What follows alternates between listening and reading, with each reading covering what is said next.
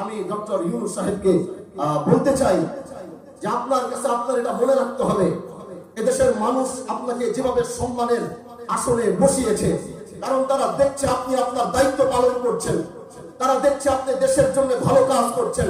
কিন্তু এই নারী কমিশনের পিছনে আপনি ঘেটে দেখবেন, আমার মনে হয় এখানে ইন্ডিয়ার রয়ের হাত রয়েছে। তারা বাংলাদেশের পরিস্থিতি আবার নষ্ট করার জন্য এই পায়তারা করছে। এজন্য আপনি সেটাকে আত্মশ্রয় দিবেন না।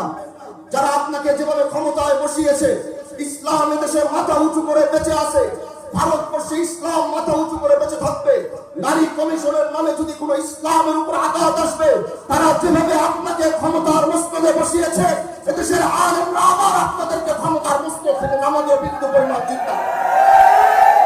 এজন্য মেরে দোস্ত মেরে আজিজ, আগামীর বাংলাদেশে আমরা এই সমস্ত কিছু মানব না। অনেক কষ্টের পরে আমরা এই সিচুয়েশন এনেছি। ওলামায়ে কেরাম বসে আছেন, কারা নির্যাতিত ওলামায়ে কেরাম আমার সামনে বসা 5 আগস্ট এমনি আসে নাই, মনে রাখতে হবে। হ্যাঁ, তোমরা আন্দোলন করেছো রাস্তায়, মেনেছি। বিএনপি আন্দোলন করেছে, মেনেছি।